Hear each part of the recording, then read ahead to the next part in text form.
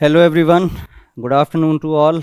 और आज हम सीबीएसई क्लास 10th का सिंपल क्वेश्चन पेपर लेकर आए हैं सेकंड आपके लिए। फर्स्ट हमने सिंपल पेपर कर लिया है, आप सभी ने देखा होगा उसको, सबको समझ में आया होगा।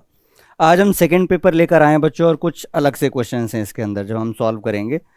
तो आप लोग को पैटर्न तो क्लियर है ना, कि सेक्शन बी जो है वो पूरा हमारा प्योर केमिस्ट्री का होगा। तो हम सेक्शन बी में डील करेंगे कि what are the kind of questions they are asking from us, और इसमें कौन कौन से ऐसे लॉजिक्स हैं जो हमें और अगेन थोड़े से रिफाइन करने हैं। ठीक है, बाकी की नॉलेज तो हमने गेन कर ली थी अपने प्रीवियस वीडियोस में। अभी हम इसको सॉल्व करेंगे कम्प्लीटली और देखेंगे कहाँ कहाँ पे हमें कुछ ऐसी चीज़ें गेन करनी हैं जो थोड़ा सा ट्रिकी हैं या थोड़ा सा लॉजिक से हटके हैं। ठीक, चलिए तो शुरुआत करते हैं। सबसे पहले क्वेश्चन नंबर है आपका 17th। Which of the following statements are correct about an aqueous solution of an acid and a base. आपके पास एक एक्वस सॉल्यूशन है एसिड का और बेस का, और इन चार ऑप्शंस में से आपको बताना है कि जो सही स्टेटमेंट है वो कौन कौन से हैं। ठीक है, पहला है higher the pH stronger the acid. अगर पीएच ज़्यादा होगा तो एसिड स्ट्रांग होगा। ये तो बिल्कुल गलत हो गया ना, क्योंकि पीएच अगर आगे बढ़ेगा, भाई पीएच का मतलब हो गया आगे बढ़ना, इट मीन्स आप 14 के टूवर्ड्स जा रहे हैं। आप 14 के टूवर्ड्स जा रहे हैं, और 14 की तरफ जाने पे क्या होता है, बेसिक करेक्टर बढ़ता है। It means first statement is wrong. Second statement is higher the pH weaker the acid.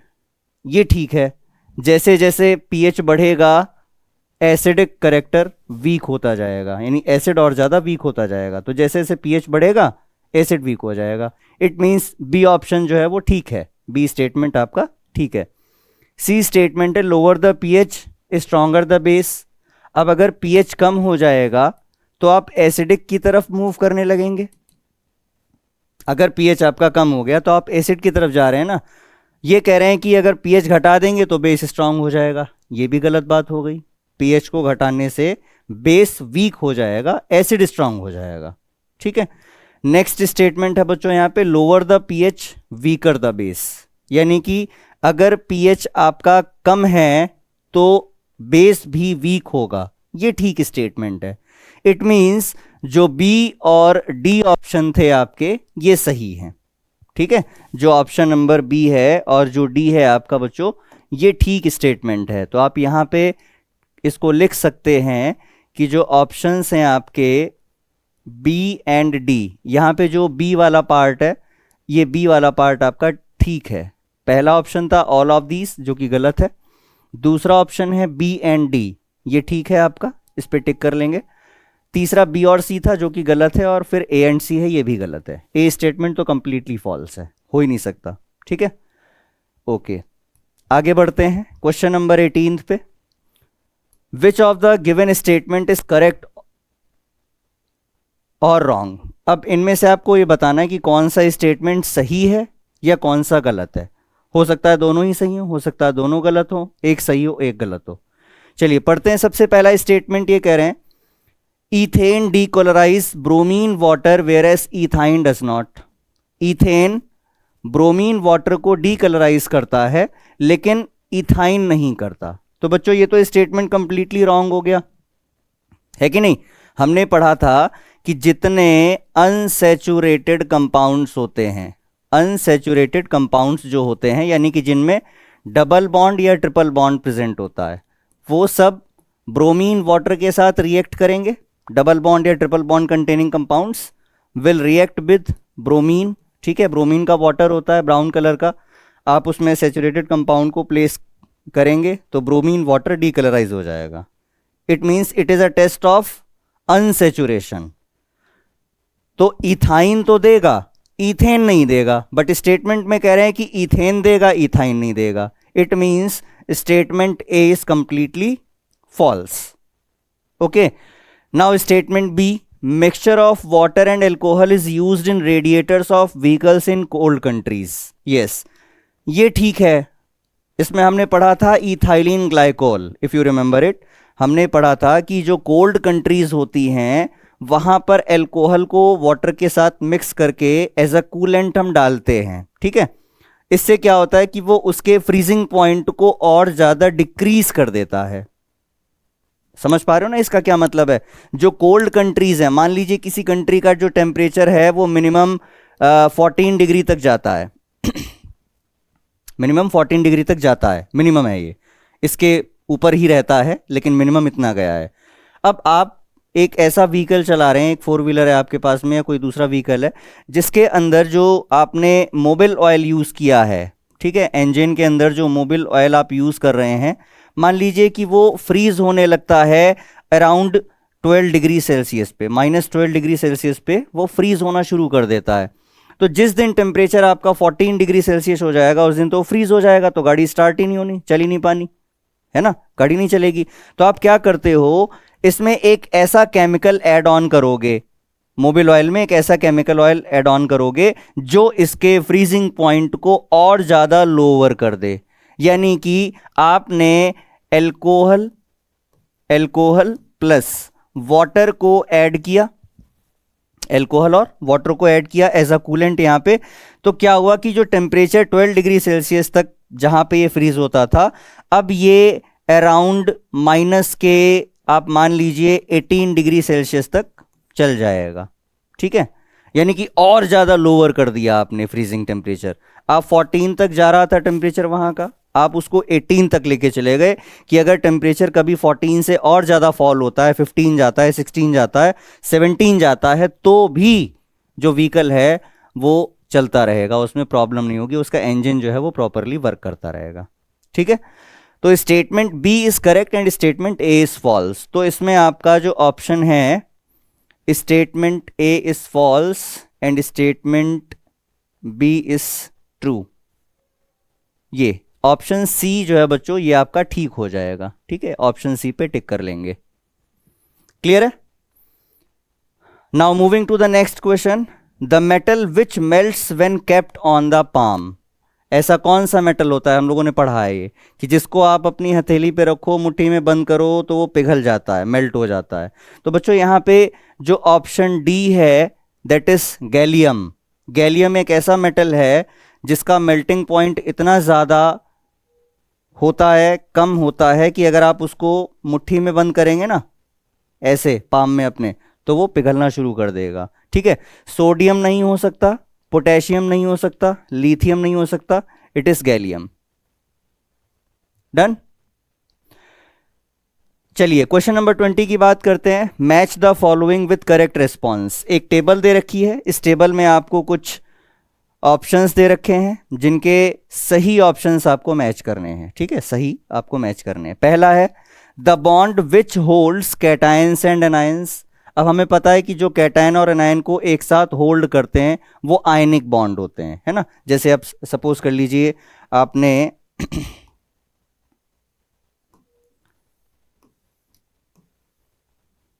आपने पढ़ा NaCl का, तो Na+ होता है बच्चों, Cl- होता है, together they will form NaCl। तो ये जो NaCl के बीच में बॉन्डिंग होती है this is called ionic bonding. It means जब कोई कैटायन और एनायन आपस में बॉन्ड होते हैं तो वो थ्रू आयनिक बॉन्ड के बॉन्ड होते हैं, ठीक है, आयनिक बॉन्ड से जुड़े हुए होते हैं। तो इसका सही ऑप्शन कौन सा हो जाएगा, ए वाला, यानी कि फर्स्ट वाले के सामने वाला जो है ये ठीक है, ये बिल्कुल सही है, मैच कर रहा है इससे।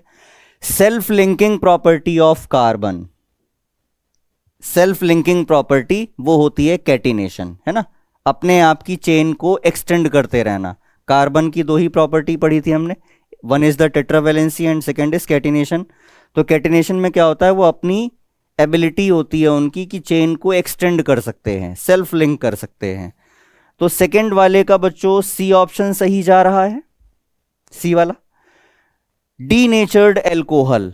अब जो डीनेचर्ड एल्कोहल है इसमें एक्चुअली पायरिडीन प्रेजेंट होता है, पायरिडीन इज अ बेस, ये प्रेजेंट होता है आपका डीनेचर्ड एल्कोहल के अंदर, यानी कि इस वाले का जो सही ऑप्शन है वो ये है, ठीक है बच्चों, डीनेचर्ड एल्कोहल का सही ऑप्शन है पायरिडीन, ठीक। नेक्स्ट वन है synthetic detergent.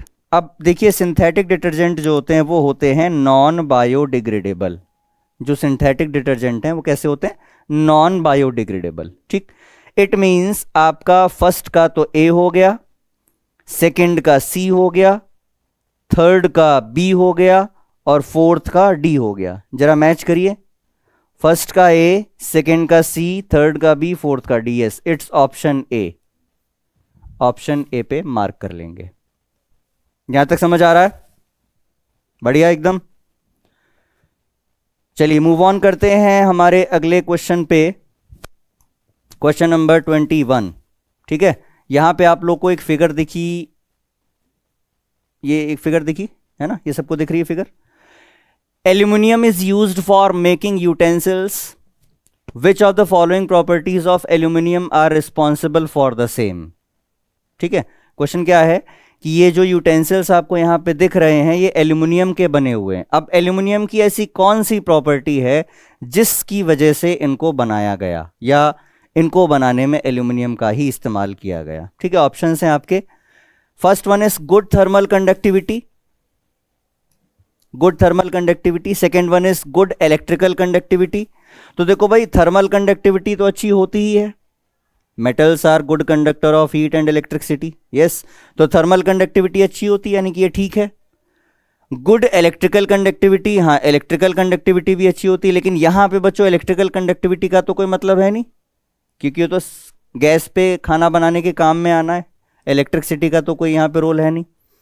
Next one is ductility, हाँ डक्टिलिटी होती है एल्युमिनियम में ऑफ कोर्स, लेकिन डक्टिलिटी का यहां पे कोई ऐसा यूज नहीं है। ठीक, हाई मेल्टिंग पॉइंट, ये बिल्कुल सही बात है, इनका मेल्टिंग पॉइंट बहुत ज्यादा हो। देखो बर्तन जो भी बने हुए हैं आपके घरों में, जो भी बर्तन हम इस्तेमाल करते हैं, तो उसमें क्या है कि दो प्रॉपर्टीज आपको होनी ही चाहिए। पहली प्रॉपर्टी ये कि वो बहुत अच्छा कंडक्टर हो, है ना, जो हीट आप नीचे से स्टोव से गैस से जो सप्लाई कर रहे हैं that will continuously gone throughout the utensil, जानी चाहिए। दूसरा, उसका मेल्टिंग पॉइंट भी बढ़िया होना चाहिए। पता लगा कुकर चढ़ाया है, उसमें 4-5 सीटियां आनी थी और 3 सीटी में ही कुकर नीचे से मेल्ट हो गया, है ना, ऐसा नहीं होना चाहिए। मींस हाई मेल्टिंग पॉइंट हो और बहुत अच्छा थर्मल कंडक्शन हो उसके अंदर। तो ये दोनों प्रॉपर्टीज होती हैं हमारी एल्यूमिनियम के अंदर, that's why the cooking utensils are made up of aluminium. Alright, तो ये ऑप्शन हो गया बच्चों आपका first and fourth, first and fourth are in D, hence option D is the correct. Done, चलिए आगे मूव ऑन करते हैं। Question number 22, carbon compounds first are good conductor of electricity. तो भैया कार्बन कंपाउंड कब से गुड कंडक्टर होने लगे, है ना, इसको काट दो। कार्बन कंपाउंड्स गुड कंडक्टर नहीं होते हैं इलेक्ट्रिसिटी के, ठीक है। दूसरा है bad conductor of elasticity of, जब भाई गुड कंडक्टर नहीं हुए तो बैड कंडक्टर होना पड़ेगा, जो कि होते हैं, नहीं करते। अच्छा, have strong force of attraction between their molecules, नहीं, स्ट्रॉन्ग फोर्स ऑफ अट्रैक्शन नहीं होता है। कार्बन के जो कंपाउंड्स होते हैं वो कोवेलेंट बॉन्ड होते हैं, ज्यादा उनके अंदर फोर्स ऑफ अट्रैक्शन नहीं होता है। Have weak force of attraction between their molecules, yes this is true. जो कार्बन के कंपाउंड्स हैं उनके बीच में एक वीक फोर्स ऑफ अट्रैक्शन होता है, उनके मॉलिक्यूल के बीच में वीक फोर्स होता है अट्रैक्शन का, जिससे वो जुड़े हुए होते हैं। तो बच्चों आपका सेकेंड और फोर्थ ऑप्शन जो है वो करेक्ट है, यानी कि option number C is correct here. ठीक है, ऑप्शन सी पे टिक करेंगे, ऑप्शन सी सही है। नेक्स्ट आते हैं question number 23, juice of tamarind turns blue litmus to red. Tamarind समझते हैं, इमली, उसके अंदर कौन सा एसिड प्रेजेंट होता है आपको ये बताना है। टैमरिंड जो है, देखो टैमरिंड ब्लू लिटमस को रेड में चेंज कर देता है। अब जब ब्लू से रेड जा रहे हो, ब्लू से रेड जा रहे हो, इसका मतलब क्या हो गया, एसिडिक हो गया, एसिड हो गया इसके अंदर। तो ये पूछा गया है कि कौन सा एसिड होता है, इसमें एसिड होता कौन सा है। देखिए, मेथानोइक एसिड नहीं होता, ऑक्जेलिक एसिड नहीं होता, tartaric acid and acetic acid. तो बच्चों टार्ट्रिक एसिड पाया जाता है टैमरिंड के अंदर, ठीक है, टैमरिंड के अंदर टार्टरिक एसिड प्रेजेंट होता है। ऑक्जेलिक एसिड जो होता है वो गुआवा के अंदर होता है, अमरूद गुआवा के अंदर होता है ऑक्जेलिक एसिड, ठीक है। मेथानोइक एसिड आपने पढ़ा होगा, जिसको हम फॉर्मिक एसिड भी कहते हैं, ये आंट चींटियों के अंदर पाया जाता है। एंड एसिटिक एसिड तो एक प्रिपेयर्ड एसिड है, एसिटिक एसिड, जो फर्मेंट करके बनाया जाता है ना, मोलासेस को फर्मेंट करके बनाते हैं, एसिटिक एसिड। यहां तक डन है। नेक्स्ट चलते हैं। Which one of the following element symbolised as A and B is a metal. देखो बच्चों, ये ध्यान से देखना इस क्वेश्चन को, अच्छा सवाल है। कह रहे हैं कि 11A23 और B है आपका 20B40, ठीक है। ये दो एलिमेंट हैं आपके पास, 11A23 और 20B40।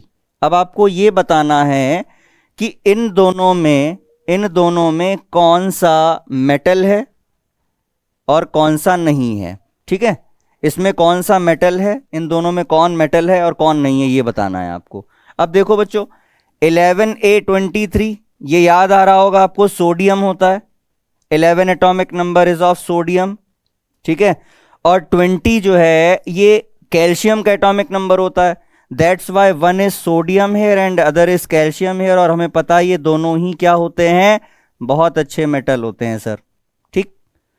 इट मीन्स ये दोनों ही क्या हो गए, मेटल हो गए आपके। तो ऑप्शन आप टिक करेंगे यहां पे D, both A and B are metals.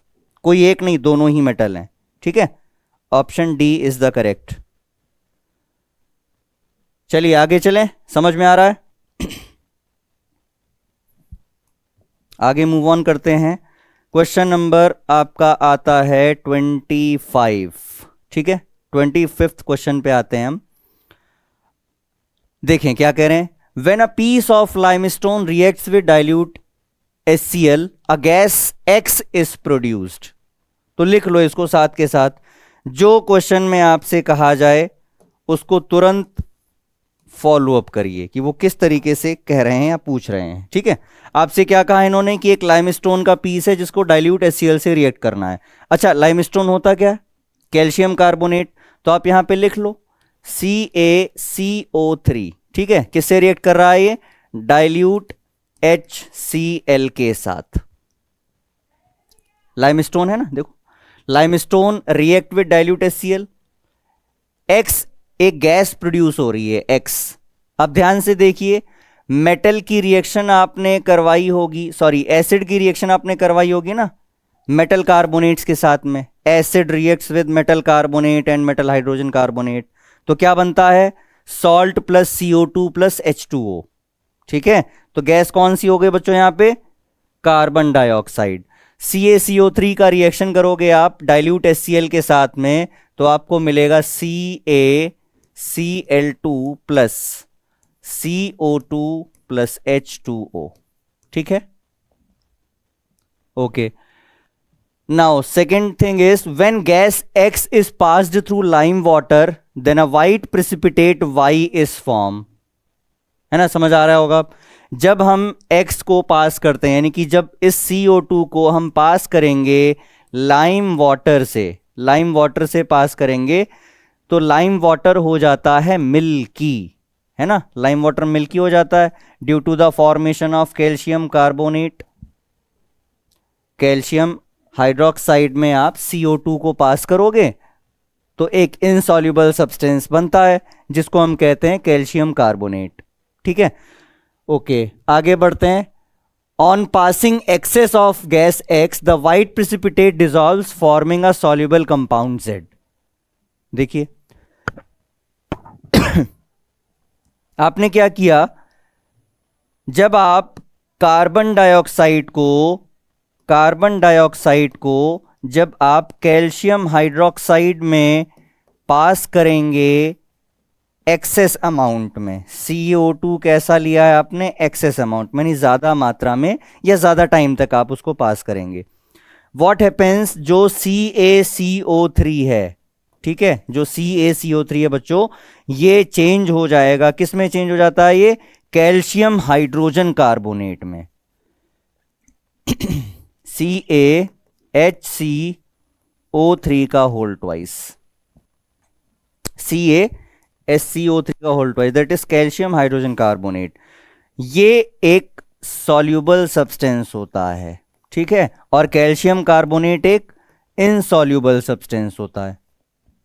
समझ में आ रहा है, समझ में आ रहा है? देखिए इन्होंने आपसे पूछा क्या था कि what are X Y and Z, X क्या है, वाई क्या है, जेड क्या है। तो ध्यान से देखो, आपका एक्स जो थी वो गैस थी ना, गैस कौन सी प्रोड्यूस हो रही है बच्चों हमारे पास में, कार्बन डाइऑक्साइड। इट मींस जो एक्स है वो हो जाएगा कार्बन डाइऑक्साइड। लिखिए एक्स क्या है, CO2, वाई क्या है,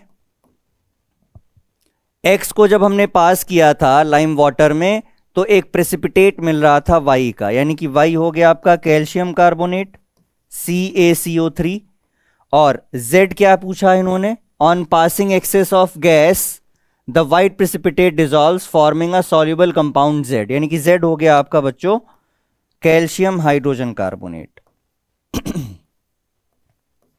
CaHCO3 का whole twice. Done. X is CO2, Y is CaCO3 and Z is CaSCO3 का होल ट्वाइस। नेक्स्ट पार्ट देखते हैं इसका, write equations for the reactions which take place when limestone reacts with dilute HCl। तो हमने शुरुआत में ही लिख दिया था ये, तो है ना, इक्वेशंस तो हमने शुरुआत में ही लिख ली थी। ये देखिए CaCO3 की रिएक्शन आपको डाइल्यूट HCl से करवानी थी, वो हमने लिख दिया यहाँ पे। कैल्शियम कार्बोनेट डाइल्यूट HCl से रिएक्ट कर रहा है, क्या बना रहा है, कैल्शियम क्लोराइड CO2 + H2O। ठीक है। नेक्स्ट पार्ट इन्होंने पूछा था when gas X react with lime water to form white precipitate. तो देखो ये भी बता दिया आपको कि कार्बन डाइऑक्साइड जो है वो रिएक्ट करेगा लाइम वाटर के साथ में, तो क्या बनेगा, कैल्शियम कार्बोनेट बनेगा। और जब इसमें और ज्यादा आप पास करोगे CO2 तो कैल्शियम हाइड्रोजन कार्बोनेट बन जाएगा, है ना। ये बहुत इंपॉर्टेंट है, इसको याद रखना, कई बार पूछा जा चुका है एग्जाम में ये। डन, यहां तक डन। चलिए आगे बढ़ते हैं। क्वेश्चन नंबर 26, हाँ 26 पे आते हैं। What is a displacement reaction. Displacement reaction क्या होती है, तो आप सभी को बहुत अच्छे से पता है, ऐसी रिएक्शंस जिसमें एक लेस रिएक्टिव मेटल एक मोर रिएक्टिव एलिमेंट के थ्रू डिस्प्लेस कर दिया जाए, यानी जो ज्यादा रिएक्टिव होगा वो कम रिएक्टिव वाले को उसकी जगह से हटा देगा, डिस्प्लेस कर देगा। ऐसी ही रिएक्शंस को हम कहते हैं डिस्प्लेसमेंट रिएक्शन। ठीक, समझ में आ रहा है। Right balanced chemical equation for a displacement reaction in which iron is a reactant. आपको एक एग्जांपल देना है डिस्प्लेसमेंट रिएक्शन का जिसमें आयरन एक रिएक्टेंट हो। ठीक है, तो कोई बात नहीं, बहुत सिंपल है। आपने आयरन ले लिया Fe, अब Fe की रिएक्शन आप कॉपर सल्फेट से दिखा दो, बहुत सिंपल। Fe + CuSO4 आपको क्या मिलेगा, FeSO4 + Cu। सिंपल,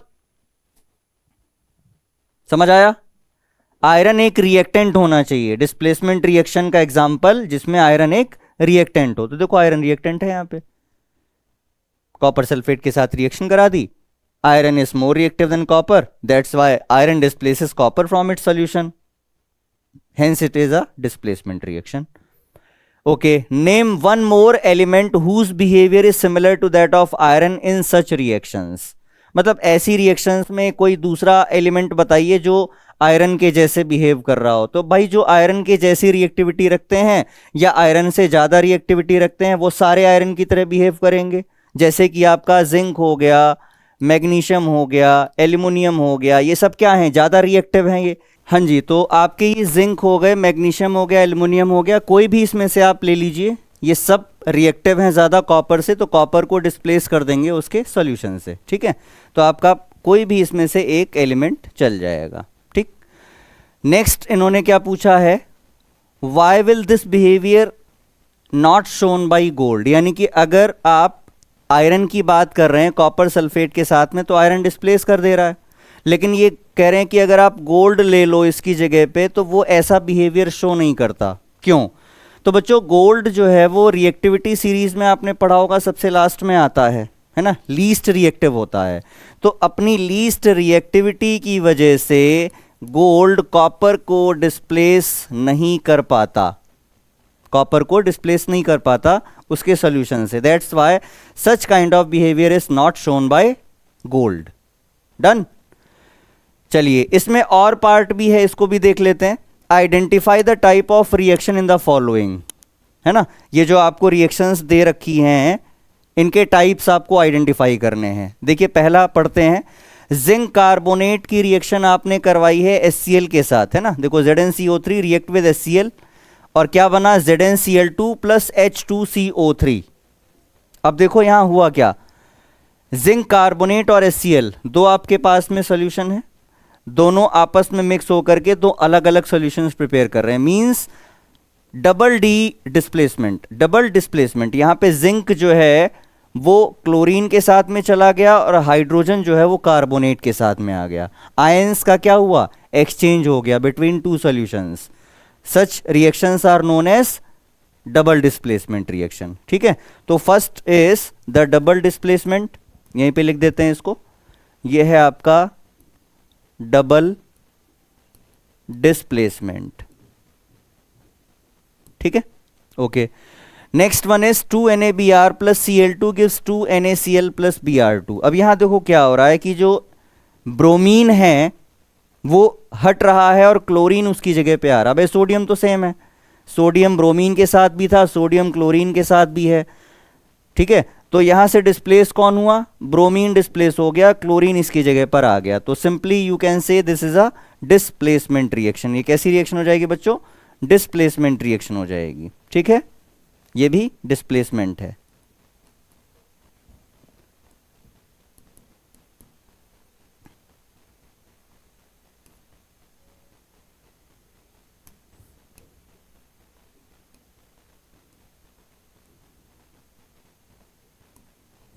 डन, चलिए नेक्स्ट आते हैं। CuO हीट किया इसको, कॉपर मिला प्लस ऑक्सीजन मिला, this is a thermal decomposition. भाई एक रिएक्टेंट टूट रहा है अलग अलग प्रोडक्ट्स में। ठीक है, ब्रेक डाउन हो रहा है, किसकी वजह से ब्रेक डाउन हो रहा है, हीट की वजह से। That's why this is a thermal decomposition. ठीक है, थर्मल डीकॉम्पोजिशन। डन, क्लियर है, ओके।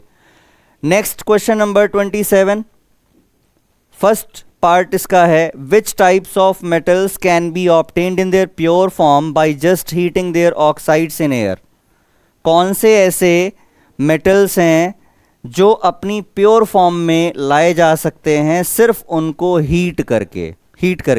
ठीक है, दिमाग में आ रहा है कुछ, दिमाग में आ रहा है, जो मेटल सबसे कम रिएक्टिव होते हैं, यानी कि लीस्ट रिएक्टिव मेटल्स, आपने पढ़ा होगा। जो लीस्ट रिएक्टिव मेटल्स होते हैं बच्चों, उनके ऑक्साइड्स को अगर हम सिंपली हीट कर देते हैं तो वो अपनी प्योर फॉर्म में आ जाते हैं, अपनी प्योर फॉर्म में आ जाते हैं। जैसे आपने पढ़ा होगा एग्जांपल इसका HgO।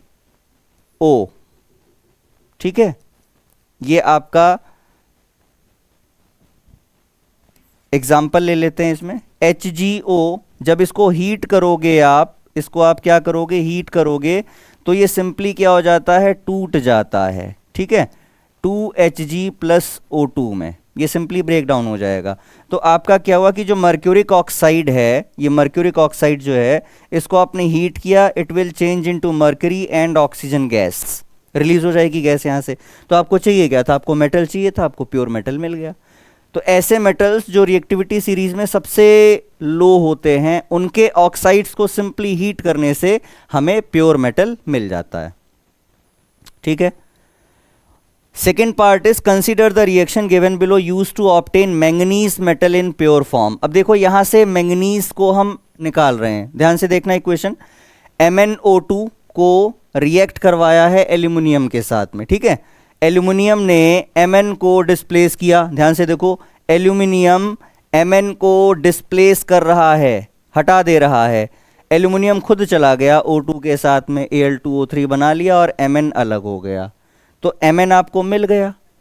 अब ये कह रहे हैं what type of reaction is it, ये कैसी रिएक्शन है बच्चों, तो ये डिस्प्लेसमेंट रिएक्शन हो गया, क्योंकि एल्यूमिनियम ने MnO2 से Mn को हटा दिया, डिस्प्लेस कर दिया, that's why it is a displacement reaction.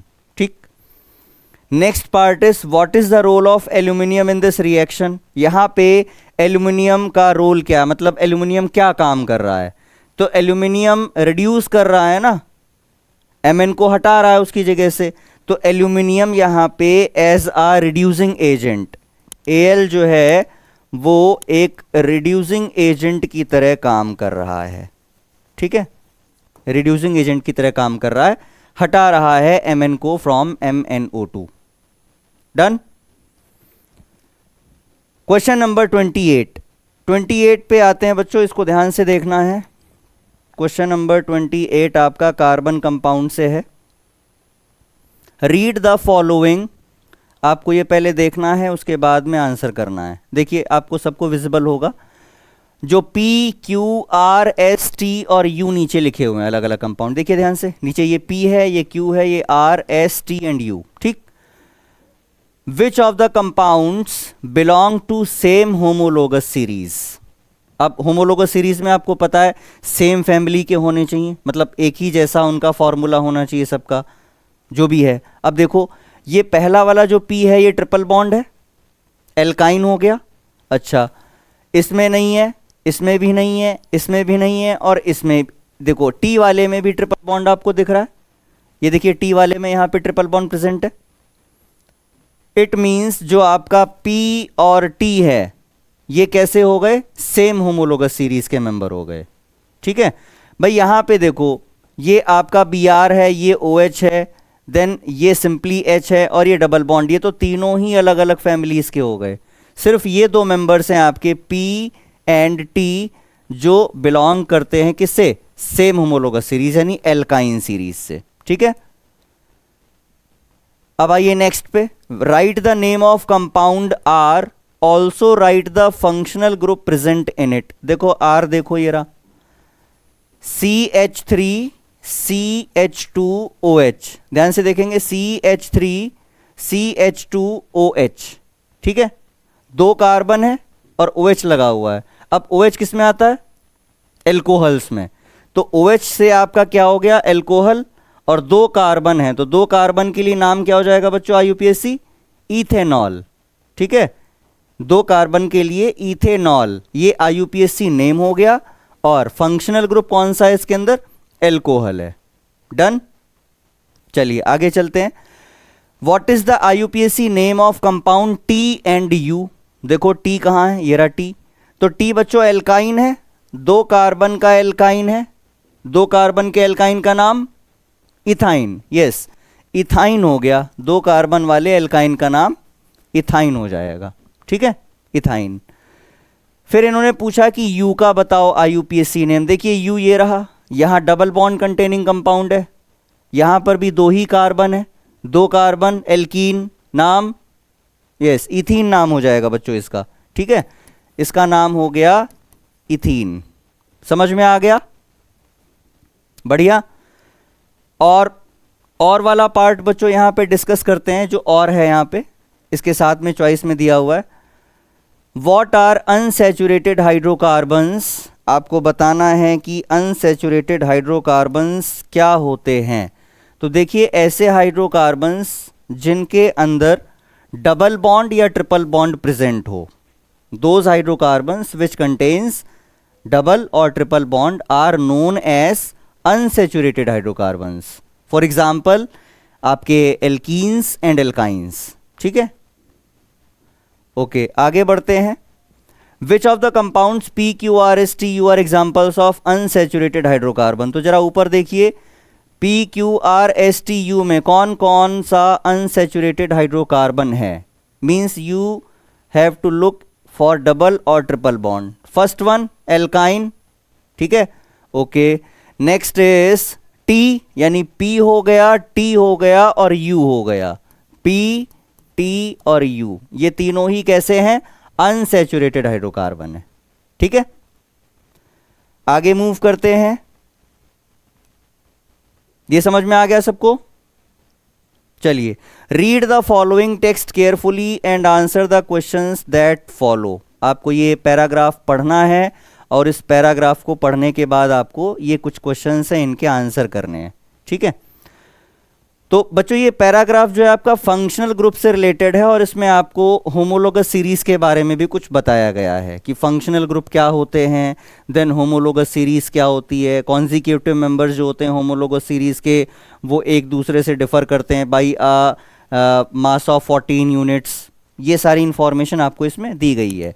उनके मेल्टिंग पॉइंट्स क्या होते हैं, बॉइलिंग पॉइंट्स क्या होते हैं, फिजिकल प्रॉपर्टीज़ कैसी होती हैं, ये सब इसके अंदर आपको दिया हुआ है। ठीक है, अब क्वेश्चन पे आते हैं पहले सीधे, फिर हम पैराग्राफ में देखेंगे आंसर के लिए।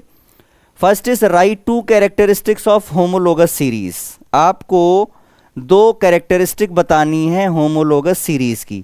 तो बच्चों होमोलोगस सीरीज में 2 कॉमन चीज़ें क्या होती हैं? पहला, सबका सेम केमिकल फॉर्मूला होता है, सॉरी जनरल फॉर्मूला होता है ना। सभी का जो फॉर्मूला होगा वो जनरल फॉर्मूला सेम होगा, सेम जनरल फॉर्मूला।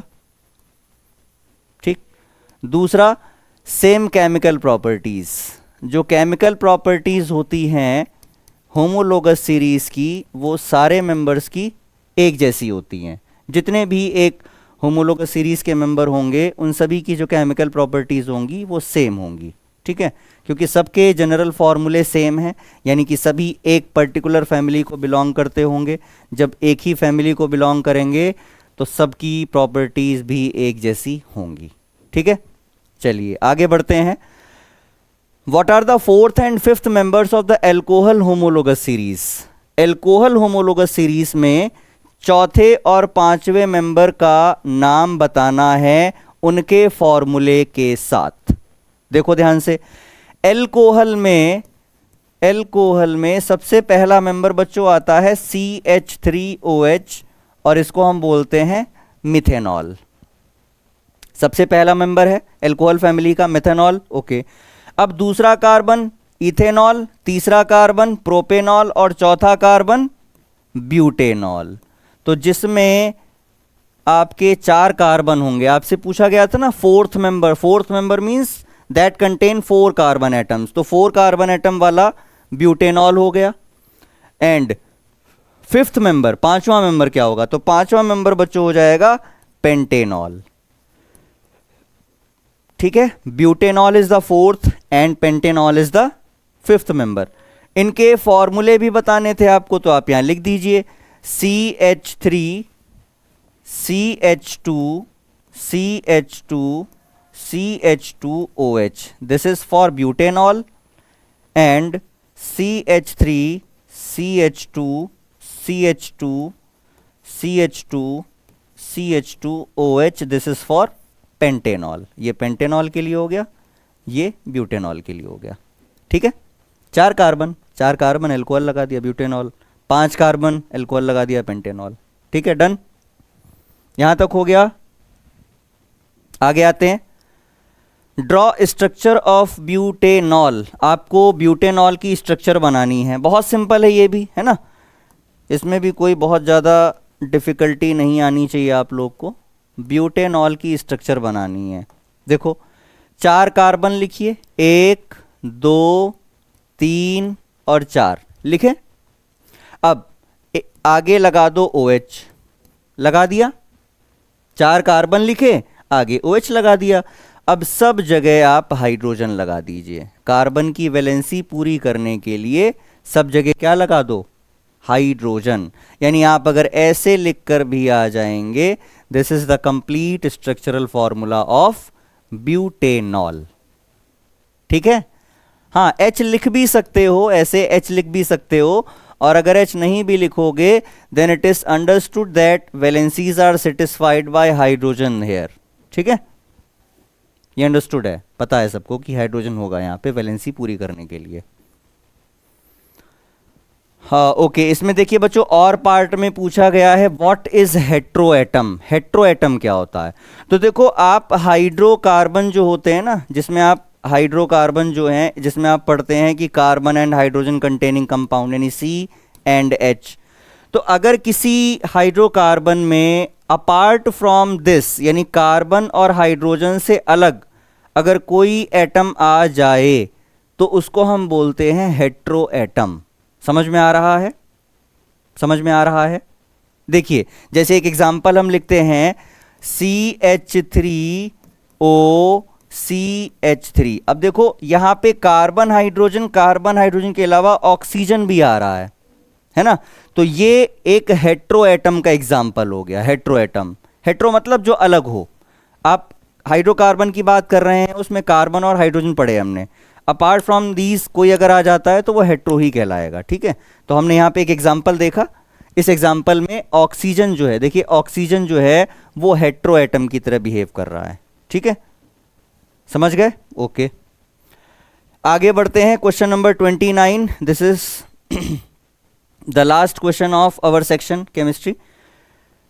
5 सॉल्यूशन है आपके पास, 5 solutions A B C D and E when tested with pH paper showed pH as, यहाँ पे लिख लेते हैं ताकि हमें बार बार ना देखना पड़े। एक बार हम यहाँ पे लिख लेते हैं A B C D E, A B C D और E। ठीक है, A का pH आपको दिया हुआ है कितना बच्चों? 4, B का 1, C का 13, D का 7 और E का 10। ये इनके pH वैल्यूज हैं। अब इनके क्वेश्चंस पूछे हैं, विच सॉल्यूशन इज स्ट्रांगली एसिडिक। इनमें सबसे ज़्यादा स्ट्रांग एसिड कौन सा है? तो देखो जिसका pH सबसे कम वो सबसे ज़्यादा strong. It means B is the strongly acidic. ये कैसा हो जाएगा? बहुत ज़्यादा एसिडिक हो जाएगा। ठीक है भाई, इससे कम तो कोई नहीं है ना, सबसे कम 1 है। स्ट्रांगली एल्केलाइन यानी कि स्ट्रांगली बेसिक कौन है? इट मीन्स जिसका pH जितना ज़्यादा होगा, सबसे ज़्यादा pH वाला सबसे ज़्यादा एल्केलाइन, सबसे ज़्यादा बेसिक। देखिए सबसे ज़्यादा किसका है? C का 13। इट मीन्स ये कैसा हो गया? Strongly alkaline. ठीक है, एल्केलाइन का मतलब बच्चों बेसिक होता है, स्ट्रांगली बेसिक हो गया ये। Then weakly acidic. अब वीकली एसिडिक में कौन आएगा? जिसका pH 1 से आगे की तरफ चला जाए, मतलब टूवर्ड्स 14 मूव करने लगोगे आप। देखो 4 आ रहा है यहाँ पे। ठीक है, क्योंकि 7 तो बच्चों न्यूट्रल हो जाता है ना। 7 pH जिसका होता है वो सॉल्यूशन तो न्यूट्रल हो जाएगा। 7 से छोटी वैल्यू आपके पास 4 ही है, यानी कि जिसका pH 4 होगा वो वीकली एसिडिक हो जाएगा। वीकली एसिडिक हो जाएगा। समझ में आ रहा है? समझ में आ रहा है? ठीक है, वीकली एसिडिक हो गया। न्यूट्रल, न्यूट्रल हमने बता दिया, जिसका 7 है, डी ऑप्शन न्यूट्रल है। Weekly alkaline. वीकली एल्केलाइन का मतलब क्या हो गया कि अब आप 14 से पीछे जाने लग गए। भाई बेसिक कैरेक्टर आपका घटेगा कब? जब आप 14 से पीछे की तरफ चलेंगे, टूवर्ड्स 1। तो 14 से कम की तरफ जाओगे तो 10 आ रहा है यहाँ पे, यानी ई जो है इसका वीकली एल्केलाइन हो जाएगा। वीकली एल्केलाइन हो जाएगा। समझ में आ रहा है सबको? डन।